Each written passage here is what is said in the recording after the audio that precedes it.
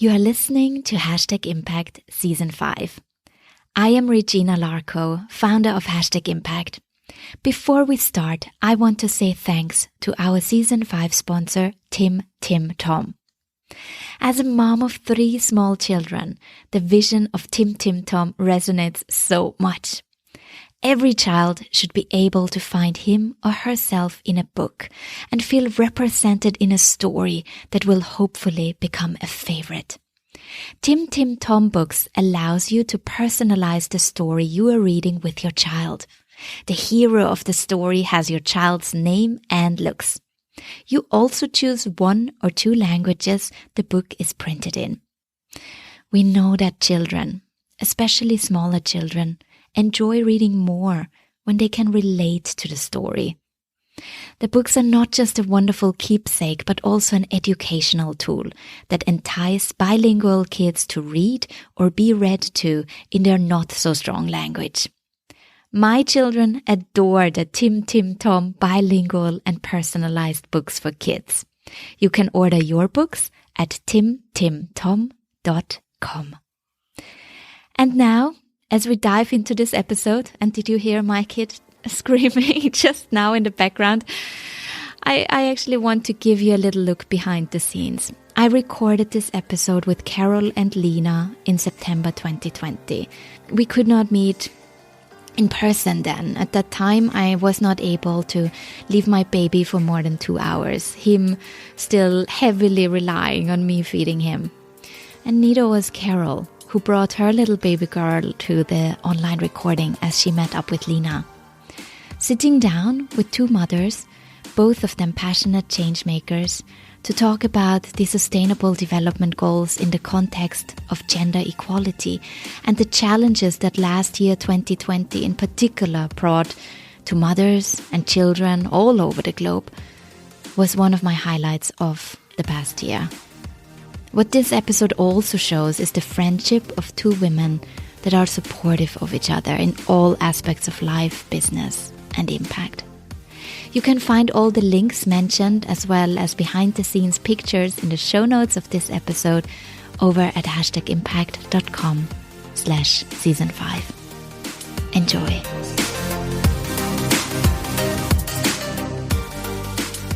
Today, I am sitting down with Carol Yeung from Innovating and Lena Wong from Hong Kong Momtrepreneurs. Both of them are making an impact with their work here in Hong Kong, educating everyone, children and students, as well as corporate leaders, NGOs, and government organizations on the Sustainable Development Goals. Carol says, I want a sustainable future for our future generation, and education is key. Thank you so much to both of you, Carol and Lena, for joining us on #Impact so we can learn more from you about the Sustainable Development Goals, also SDGs for short. Welcome to the show. Well, thank you. Thank you. Carol, I would like to actually start with you because you founded Innovating recently, like around a bit more than a year ago, now into your 2nd year, right?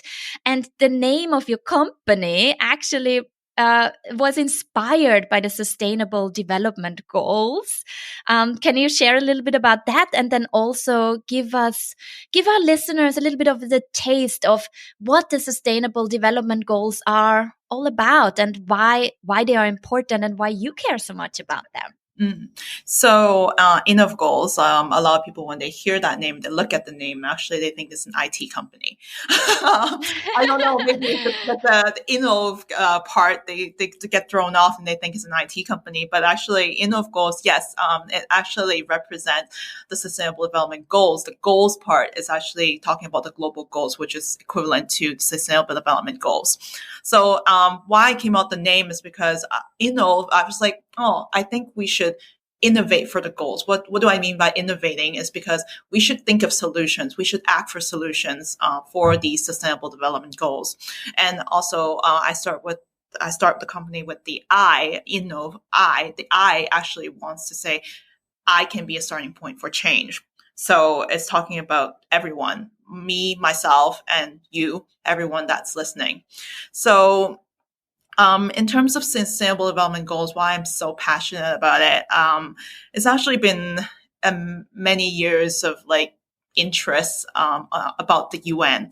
My background actually, when I was in university, I took international business, so I've always been passionate or interested in international affairs and all that. I wished I worked in like foreign affairs before actually, but one thing led to another, so I didn't work in the foreign affairs department. But however, I've always been interested in this topic, and then over the last 6-7 years, I joined a leadership organization called JCI, which it led me to a road down the path where I did get to travel to the UN headquarters in New York and attended a UN summit, and that was the year 2015 when I went to the UN. That's when they were talking about the SDGs, the United Sustainable Development Goals. So, and a month later, after I visited the UN, they adopted the goals. So you said, what are the Sustainable Development Goals? There are 17 goals that are the United Nations have made a roadmap that said for the next 15 years, from 2016 to 2030, they want these 17 goals to be achieved for a sustainable future. And it's goals for everyone, everywhere, no matter who you are. We should act for the goals together for this sustainable future. And it encompasses economic, social, to environmental. So it's a very ambitious set of goals, actually, if we were to look at it really academically. Lena, over to you now. You founded an organization that has, I think, particularly one of these 17 goals really at heart. The title already says it. I think the name of your organization is called Momtrepreneurs. And to me, when I first heard about your organization and what you're trying to achieve, I instantly thought about the goal SDG number 5, gender equality, and inclusion, and raising awareness for giving women more space and rights to speak up, live their dreams, start their businesses, and get heard with what kind of impact they are making as well. Is my estimate right, or tell us a little bit more about what is behind Momtrepreneurs and how you are making an impact on educating here in Hong Kong. So thank you, Regina. Thank you for having us here. Yes, first of all, when I came up with the name Momtrepreneurs, I think out loud we are making it very clear that we're telling the world that mothers can also be entrepreneurs. I got over the past 2 years, I've received a lot of support. Not only women who can resonate with me because they're mothers or they're women, I also get support from men as well, and that is extremely powerful coming from the male counterparts for their support.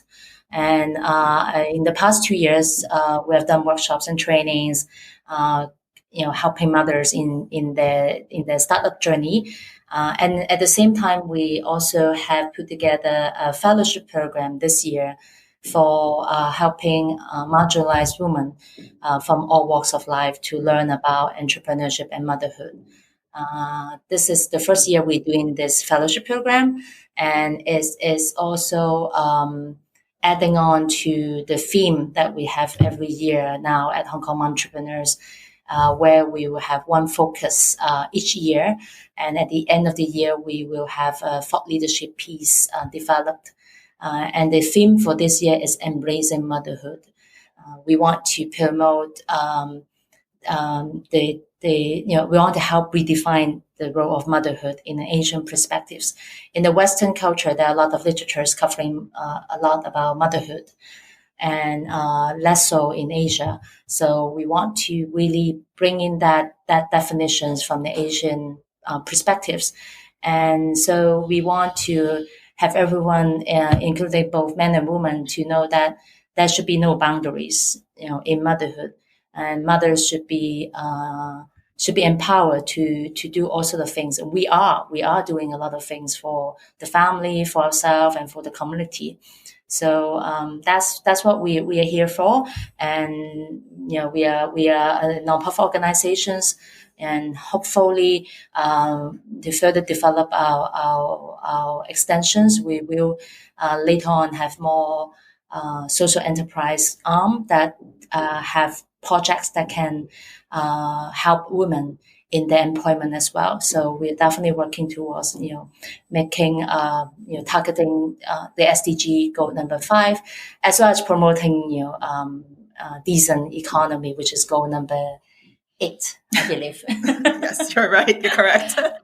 Yeah, all these different goals, all these It's not different supposed to be an X. numbers. Yeah, I think there's something, maybe a little bit almost overwhelming, I can say, from my own experience when it comes to the sustainable development goals. And that's why it was so important to me to have 2 experts on this with us here today to share with our listeners, to make these goals less intimidating, more human, and more encourage everyone listening right now to start educating themselves on them and what they stand for, and how everyone can actually take action in their own little ways to contribute towards tackling these goals, no matter if on an individual level or within their organizations, within their schools. Everyone really has the power to use this kind of language and blueprints that these sustainable development goals provide, that were agreed upon by the 193 member states of the United Nations. Did I get the numbers correct now? I'm bad with numbers. Got it bang on. Yes. Bang on. Yes. So this is something that I think is really powerful to have as a tool. And that's why, let's dive right in with these goals, 17 goals. That's already a lot. But when we look closely, within these different kind of goals that are, for example, clean water and sanitation, responsible consumption and production, reduced inequalities, peace, justice, and strong institutions, life on land, good health and well-being. I mean, there's so many more, but within these, there are over 160 targets and over 200 indicators. I think these are great to have, because this really will help to measure and track the impact as well. But it is very complex. And to be frank, when I started researching the Sustainable Development Goals, I thought for season 5, I saw these 17 goals, That's the first thing you see, this colorful map laid out. And I thought these were great topics for individual episodes of season 5. And I thought each episode could be targeted towards one particular goal. And then I went to an event where I saw you, Carol, introduce the SDG game. And I joined that game. I played that game. And I never looked at the Sustainable Development Goals the same way again. Yeah. What is this SDG game, Carol? Yes. I am so happy that, I got to reconnect with you after that game, because, there were so many people in that game, and I got a lot of people that came up to me that said they felt different, as you said, after the game. So yes, the 2030 SDG game is one of the training programs that I run within Innov Goals, and probably the most featured program, and most people find me to do the program for their organizations. The 2030 SDG game is, as you said, we want to make these goals, more reachable for people to understand, because these 17 goals, as you said, we got hundreds of targets, we got hundreds of indicators. Unfortunately, it's difficult to grasp that information just easily. And then we want to educate, even the younger generation. How can we educate them? If they're going to read everything like, word by word? That's boring. I'm sorry, I have to tell you. So the SDG game is really just to give a simulation and an experiential learning experience for the audience so that they can learn about the SDGs in more of a way where they can break it down from a game world equal to the real world. So you're like, okay, Carol, what are you talking about? So basically we want to make the game world so that, you are going to think about how would you react in the real world. And if we would give you all these kind of projects or give you like resources, how do you play the game and how would that be in our real world? So therefore, it's not really to learn about the individual goals within the game, but it is to give you a mindset change. That's the most important thing. A change in terms of how you live in a co-creating space with, different people in the world, and also how we design for a bit better future with our limited or existing resources. Yeah, definitely. I mean, the mindset change definitely happened. And for me as a participant, maybe I can share a little bit about why it was so powerful is because you are given. And please, Carol and Lena, also correct me if I'm not explaining it the right way, because you're the experts on facilitating this game. You're both doing that, Lena and Carol. You are out there in the schools and in the organizations playing this game and sharing this. For me, it was so powerful because I think the role that I got, it's kind of like a role play, and you're given an identity, and that identity is not necessarily one that you really associate yourself with. So you have to step into, and you're giving this kind of profile of like, this is you as a person, this is your goal. You personally, you are, for example, a developer of a big, new building, and you have these goals and this kind of money, and this is what you want to achieve. And then you are shown on the card that you get on this profile, like, but this project that you have to implement, this is gonna harm, really. For example, it's gonna be great for goal number 9, industry infrastructure, but you're gonna really harm the life on land, because you're gonna have to make space, and there will be land that will have to be reclaimed for this.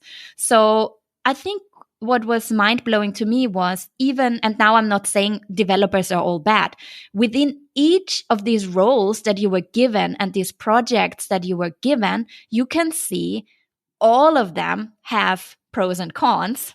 All of them will have certain implications, and they will harm certain groups and benefit others.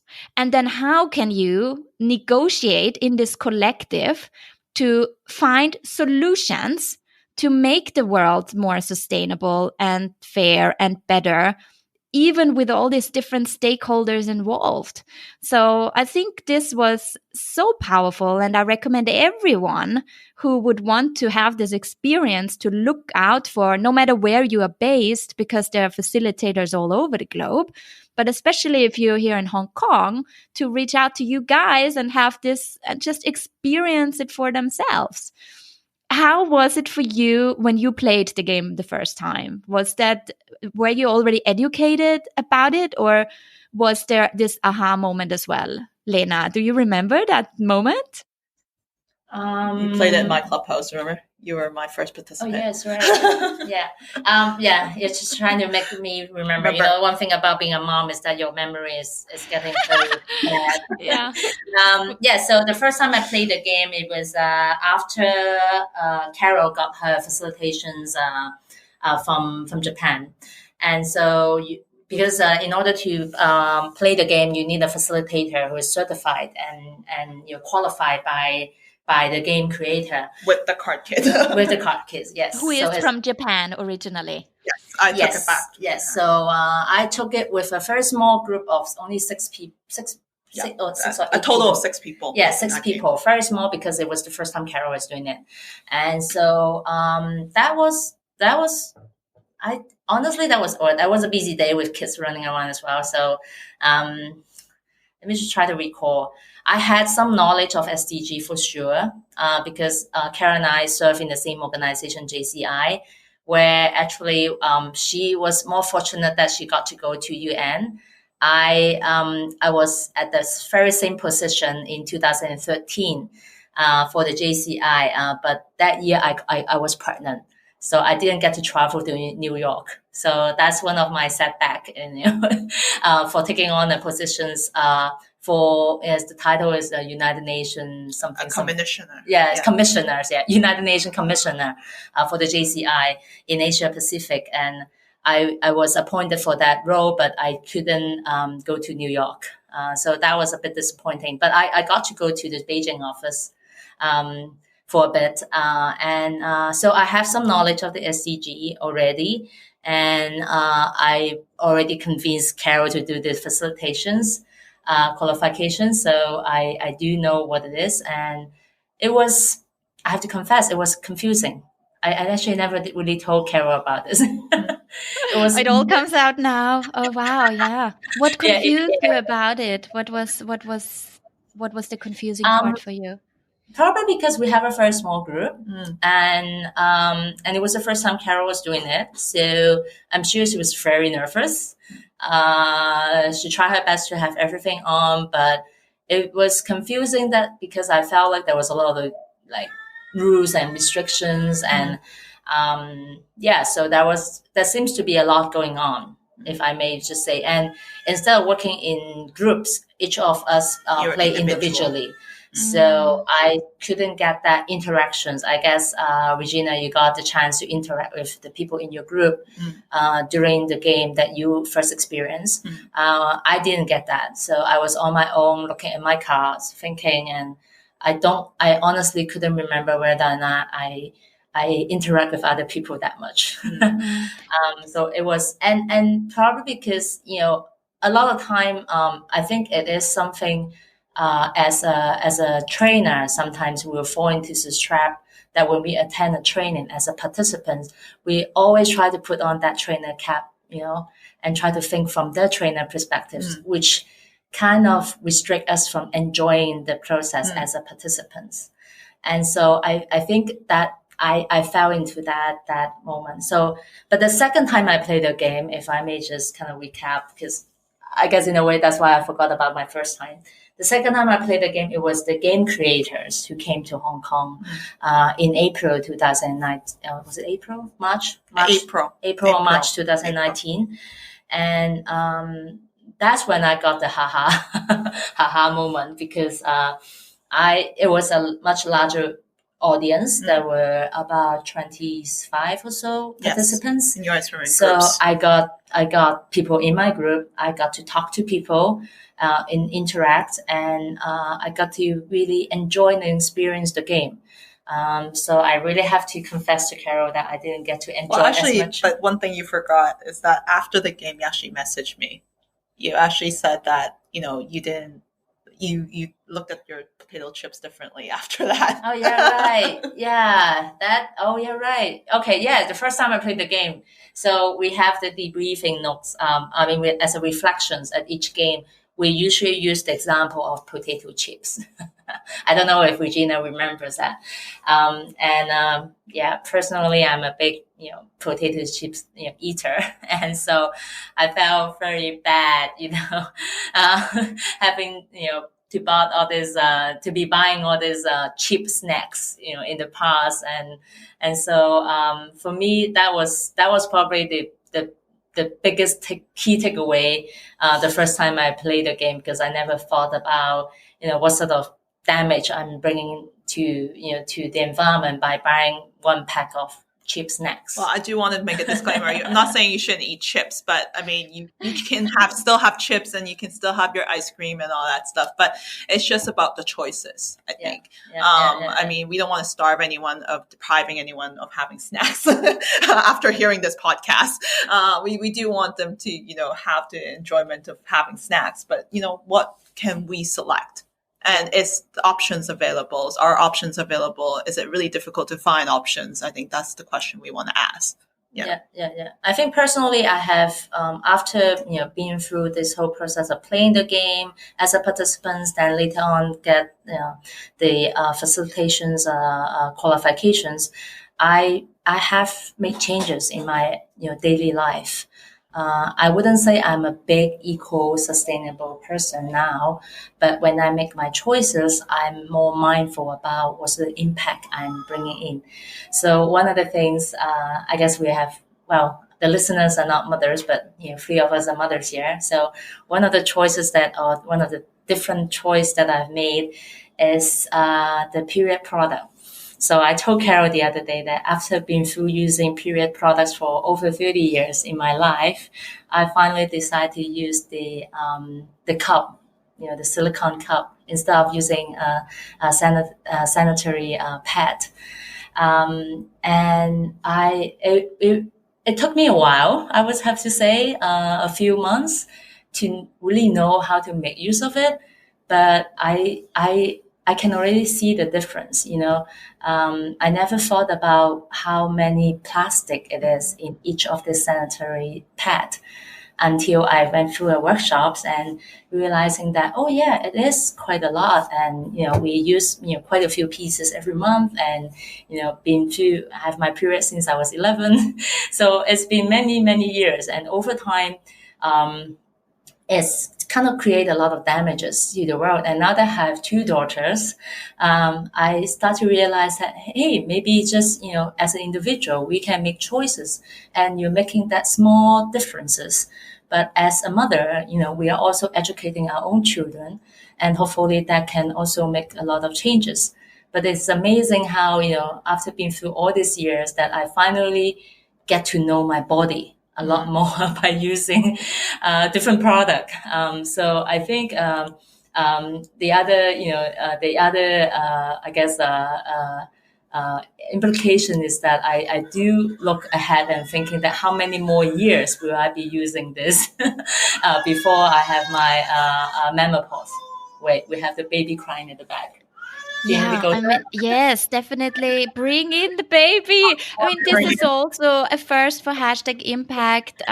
We have Carol's little daughter be part of our recording today. You hear her. She misses mommy. I mean, thank you. Thank you so much for making this possible, Carol. You have your baby is a little bit older than mine. We both became had our new babies in this crazy year of 2020. Joined the podcast. Oh yeah, I mean, this is it's very meaningful to me. Can I just say to you, Carol and Lena, that we are recording this, 3 women, 3 moms, in this special year. And also this is actually the first recording I am doing after I am returning from my maternity leave. So as you can imagine, all the topics that we also discussed when it comes to women, mothers, is one that is very close to my heart, just because I'm also living it, and I know that there are a lot of parents listening as well. And even if you're listening and you don't have your own child, or or people decide also not to have children, we all have young people in our lives, and we all been children ourselves, and we all have mothers, right? So I think the topic of the female empowerment and lifting mothers up is we've all been children. We all have mothers. Before we continue, I want to highlight a local Hong Kong charity that, like no other, advocates for the rights of one of the most vulnerable groups in our society: migrant domestic workers that become mothers and their children. Hi, I'm Catherine. I'm the CEO of Pathfinders, the only charity in Hong Kong dedicated to supporting the unique vulnerabilities of children born to migrant mothers. As a mother myself of 2 small children, I'm only able to work in Hong Kong due to the incredible support of my migrant domestic worker, Auntie Celeste. Currently, around 400,000 migrant domestic workers are employed in Hong Kong. Many, like me, rely heavily on the support of a migrant domestic worker to help care for young children or aging parents to be able to work. But what happens when a migrant domestic worker becomes pregnant? While all working women in Hong Kong without discrimination are entitled to maternity leave, in practice, and despite legal protections, pregnant workers are all too often illegally fired or pressured to resign because they and their employers simply don't know what else to do. When this happens, the pregnant mother immediately becomes homeless, and within 2 weeks, when her working visa expires, she loses access to essential services like public health, vital for her and her unborn child. For those unable to return home, potentially for fear of being persecuted as a single mother with a mixed-race child, their children are typically undocumented, with no access to medical care, shelter, and/or education. As an advocate and champion for the protection and rights of children, Pathfinders enables me to live my purpose with passion every day, to ensure every child born in Hong Kong to a migrant mother is protected and respected. Fundamentally, that every child born in Hong Kong receives a fair start in life. Reach out to the team at Pathfinders and support their important work at pathfinders.org.hk. Now on to the conversation. As we discuss the unique challenges the global pandemic has brought, especially to women and girls.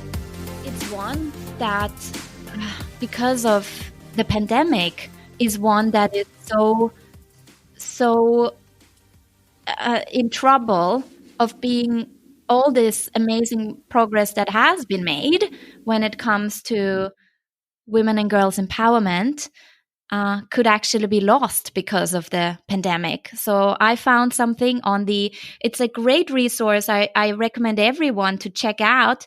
Do you know the SDGs in Action app? Yes. Yeah, I love that one. And what I love about it is that I can find like news updates there. I can find information about the goals. So I will put this app in the show notes as well for our listeners to check it out.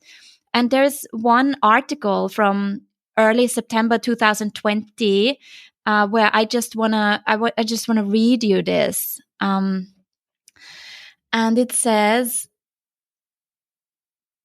highlighting the disproportionate and devastating socioeconomic impact of COVID-19 on women and girls globally, the UN chief Antonio Guterres called on Monday, so that was early September, for a major push to prevent years, even generations worth of progress on women's empowerment from being lost to the pandemic. How do you feel about that? Hearing that now, Carol, with your little daughter probably on your lap right now, in your arms, feeding her as we speak. I mean, when I'm hearing this, on the one hand side, I'm incredibly frustrated and sad and upset.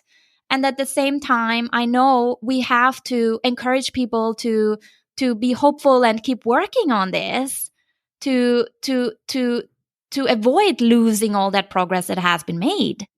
Yes, definitely. I think it's really hits home, definitely within this year, because my girl is now 7.5 months old. So living through this pandemic with her, and obviously you say, you can probably find childcare, and it's not easy to find childcare right now, definitely.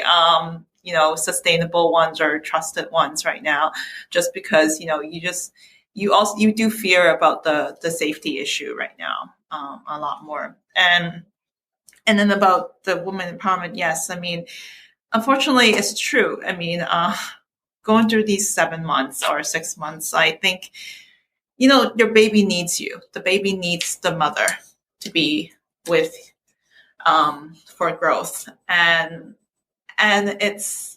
But our society isn't really haven't provided, workplace or facilities that are allowing us to have this balance, really. As I was walking here, to join this podcast, I kept on thinking, really, can a mother bring the child to work?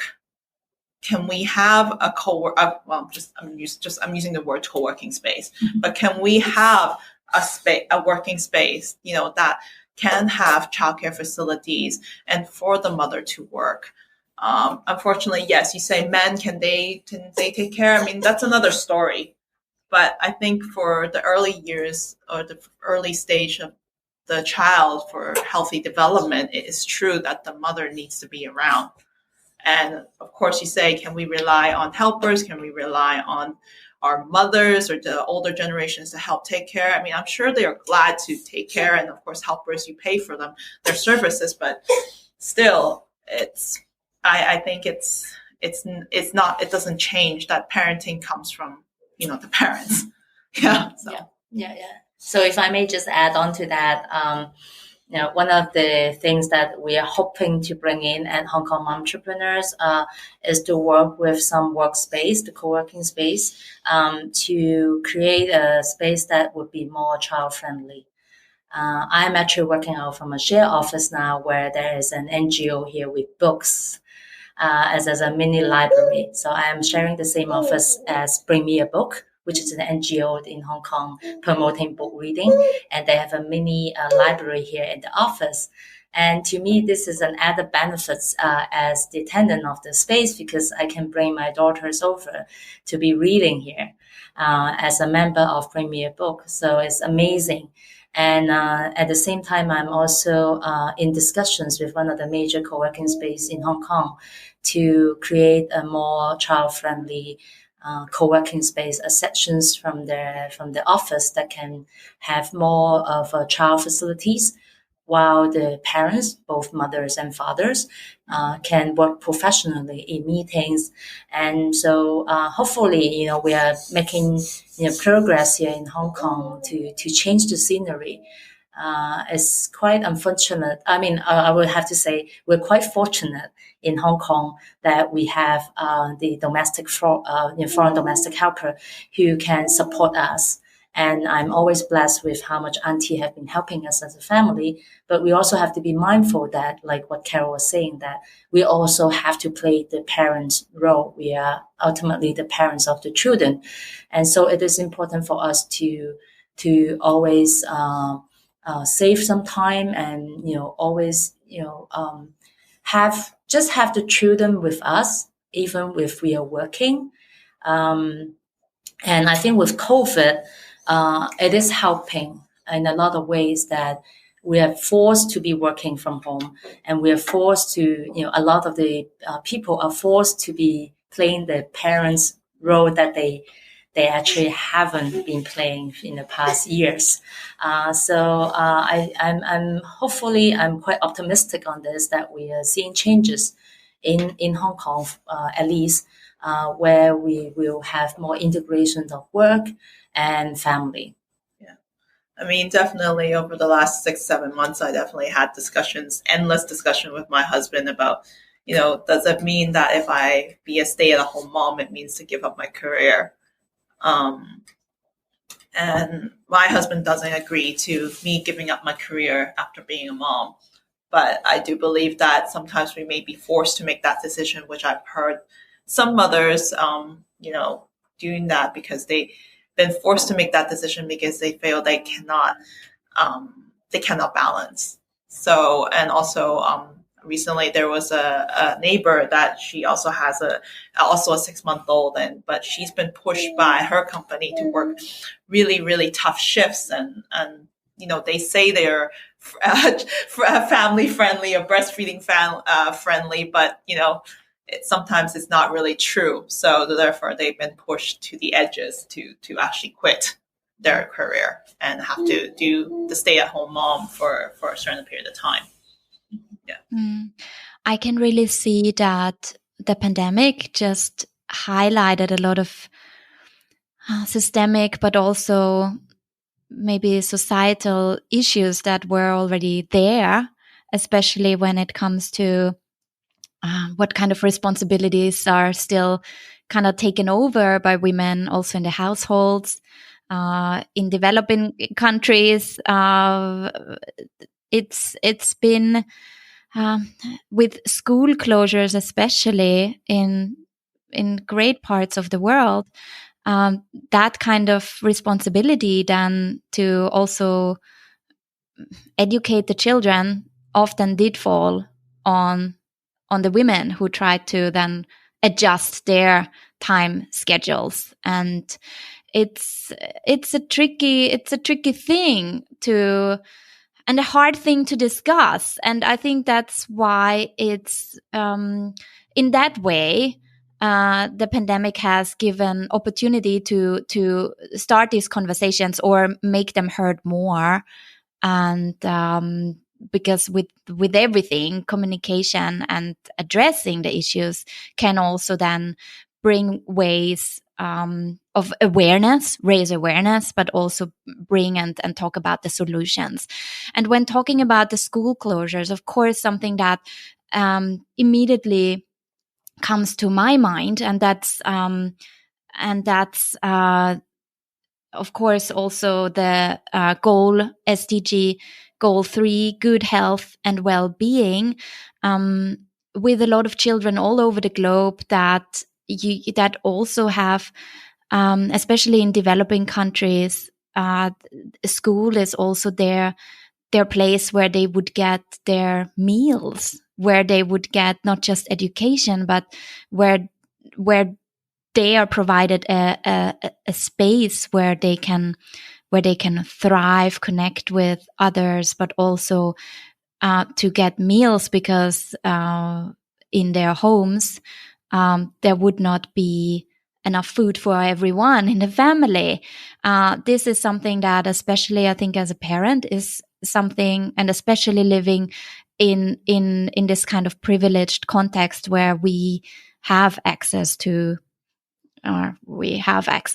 feed our kids, to really be made aware of the incredible amount of children that are being pushed into like really multidimensional poverty. So not just deprived from education during this pandemic, but also health and nutrition, sanitation, or water. So there was a UN study that has found that there are now, because of the pandemic, 150 million more children that are being pushed into this kind of poverty. Is there something that you feel as moms that we could do, like collectively, to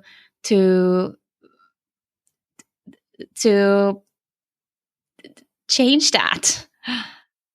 I think taking a step back when you're saying good health and well-being, I think after this pandemic, another part of the good health and well-being would definitely not just be the physical health, but also the mental health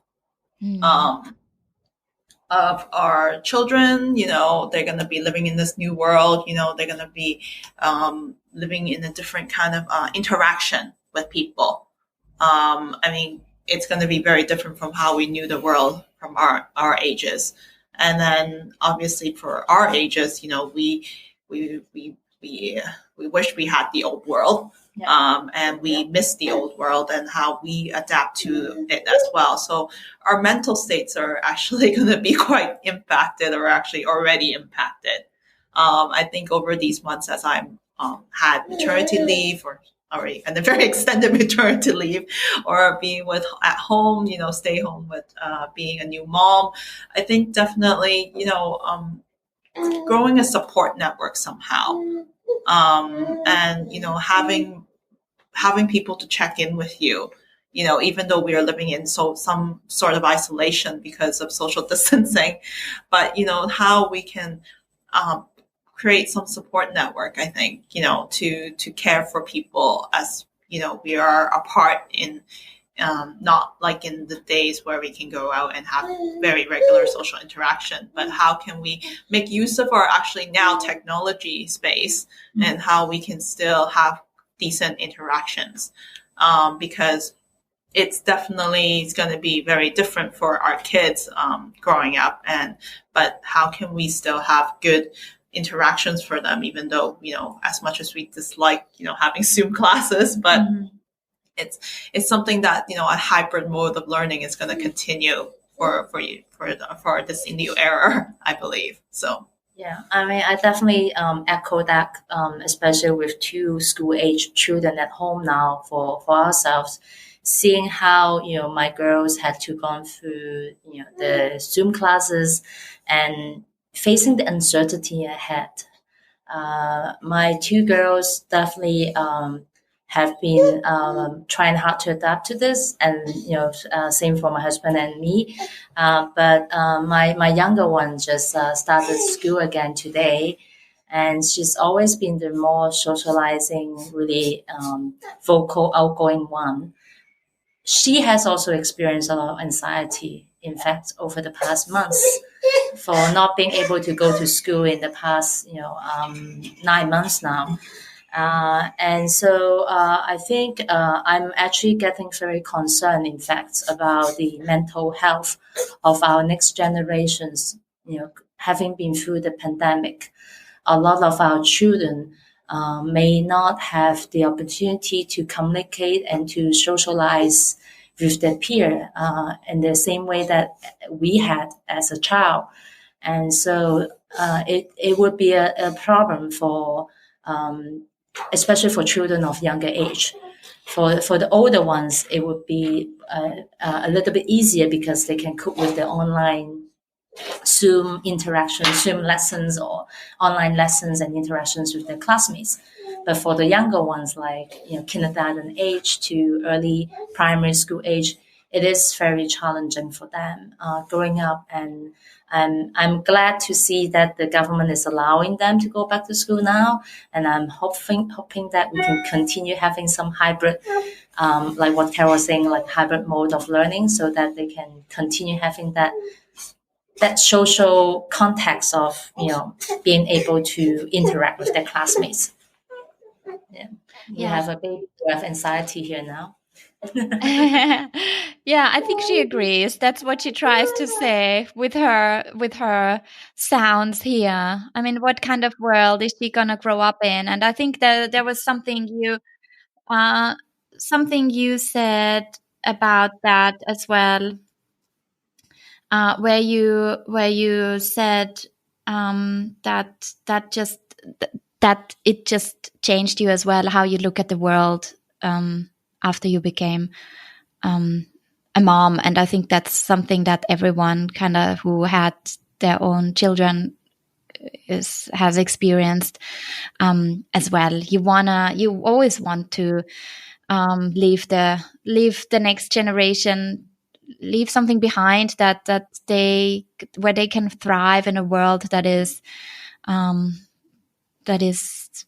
livable and fair and just, and where they will have opportunities to follow their passions.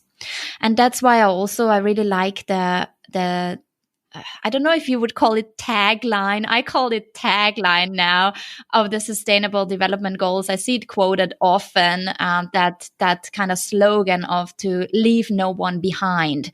And I think especially this year, 2020, has just been unprecedented, and it has shown how difficult it actually is to make these goals reality, and how we have faced setbacks in achieving those goals, being pushed back in certain areas, decades even. And also it has shown how the most vulnerable groups are really the ones most impacted by the pandemic, the ones that already had the struggles. Now they're struggling even more. And this is actually a topic that we will highlight in an upcoming episode of #Impact, where we have been speaking to 3 local NGOs that share how they have been coping with the pandemic and how they have adjusted their programs to reach their beneficiaries. So I already want to make our listeners aware of this amazing episode that really highlights how resilient these local organizations that are really catering to the most vulnerable groups in our society children, mothers, minorities, that how these organizations have been working on adjusting their programs so that they are not left behind, especially during this time. And that brings me actually to how you have adjusted during this time. When we were talking about the Sustainable Development Goals game, or SDG game is the correct term, right? I mean, this is a game I played face-to-face, live, at an event. Events all over the globe have been cancelled. Face-to-face is not an option. Social distancing is I think will be like the term of the year. How do you bring the experience of this game to your audience in this crazy year? Yeah, well, definitely I haven't really done a lot of live games ever since, the start of this pandemic. So it has been almost like, 6 months that there is barely any live game. I can't say we didn't have any live game. We did have two. I did do two, which was actually working with Lena, when we had like a little bit of a break in Hong Kong in the waves. However, it definitely has just canceled all the live games, which was possible. There were lots of jobs lined up for me, obviously, after birth. Actually, I would take that regular 3 months or 4 months maternity leave, and then I would have jobs lined up to go do it abroad or even locally. But it all's been canceled due to the pandemic. And so, yes, live games has not happen. Even if it did happen, as I said, we had to social distance. We had to all wear masks. We have to all sanitize, and where I talked with my peers, other facilitators around the world, similar situations, and they live all around the world. So therefore, some of them, they say, yeah, we're trying to resume, but again, of course, Europe over there is starting to have another wave now where they did a game and they probably only had 10 people in the room. And they all did very, very strict social distancing within the room and queuing up and stuff. So we look at this and we're like, okay, I think it was about April or May, our world facilitators of this game, we just the creator of the game also, we all kind of got together, and we know that this is not going to be something that we're going to be saying, oh yeah, in 3 months time, we'll be back to normal. So it's not. So therefore, by I think mid of this year, there has been talks, and it has been in progress that an online version is being developed. So, but obviously, the most interesting thing about this online version being developed is that working with the creators, and where we've been doing some demo runs and trial run of this online version, and going from like a prototyping stage where it has like nothing, to be honest, there was no platform yet, to now there is some sort of platform, which I actually haven't tested yet, but at this time, but we started from, just trying to see how would the game, a live version of the game, can be placed online. Definitely has been a very interesting experience from the last 3 or 4 months looking at it being developed, because live version of the game and an online version of the game, one of the biggest difference is definitely the communication of people. And it's one of the biggest challenge to bring it on to an online setting. You say, oh no, you can dialogue with more people online. You can talk to a lot more people across the board at the same time. But it's not as easy, actually, because, you can't have 30 people speaking in one space and expect them to be able to listen to each other online. So therefore, it's very interesting how, I think later how when we do have this online version, hopefully at the end of this year, as how we can still have decent communication within an online space, so that people can still have that experience where they are formulating solutions or discussing, how they can action with their, within the game space, where we say that, you have resources and we want you to use these resources to make changes in the world. So hopefully, I think Unfortunately, yes, live game, we definitely hope that it can still happen. But again, like I said just now about education, we'll probably have to do some kind of hybrid or online option very soon so that we can also have other experiences. Aside from the game, obviously, I will work with other partners to develop some online workshop, other interactive online workshop on sustainability, so we can further our footprints and keep on this impact to tell people about this topic. Yeah, I think with the pandemic, we definitely, like what you're saying, social distancing is a big term this year. But the other big phrase that we always say is "you're on mute." So we are definitely, when at any Zoom call, oftentimes we put ourselves on mute and forget about it, and then we start talking. So we often hear "you're on mute." So we definitely see distancing, but interestingly, I think Zoom and all this technology also bring us closer. I would never thought about having training by a trainer who is out in Switzerland conducting a game for us where we have people from all over the world joining. But just because it's online, it's possible. And I'm also enrolling myself in a program where it's a virtual cohort this year. And we got fellows who are from Kastenkind and all different countries that I've never been to in the same cohort. And that interactions is very valuable. And it would not have happened if it's not the pandemic. So I think, yes, we are definitely getting a lot of restrictions. But at the same time, with technology, we are actually getting closer to people whom we have never thought about, the possibilities of running across them. Yes, and really amplifying your impact because of that, because of these new opportunities and potential of collaborating with people that you're now able to reach thanks to technology. I also feel grateful for that, to have the opportunity to, jump on an online video call with on a personal level, like with my family as well. Of course, that has been happening before too, but we joined virtual weddings that we would have never been able to travel to, but now they were live streamed and we were there.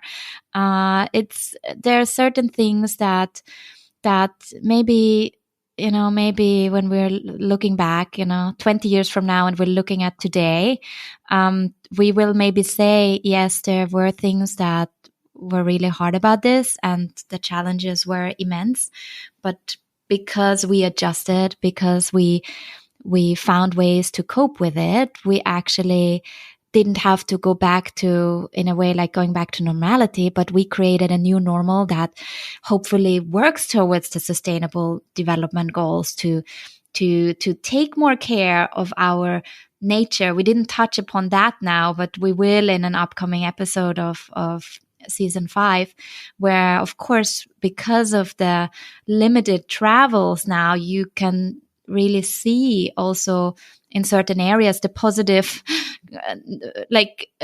impact on nature because of shutting down industries, locking down and limiting travel. So there, I think in a way, this year is a great opportunity to look at these sustainable goals from a different perspective, with a different lens, with more urgency that has been highlighted by the pandemic, but at the same time, hopefully with these innovative solutions, like in the name of Innov goals, right, to overcome this. And now my favorite question of all, that all my guests have to answer: what could everyone do right now to make the world a better place? I think actions doesn't need to be big all the time. It can start from small steps.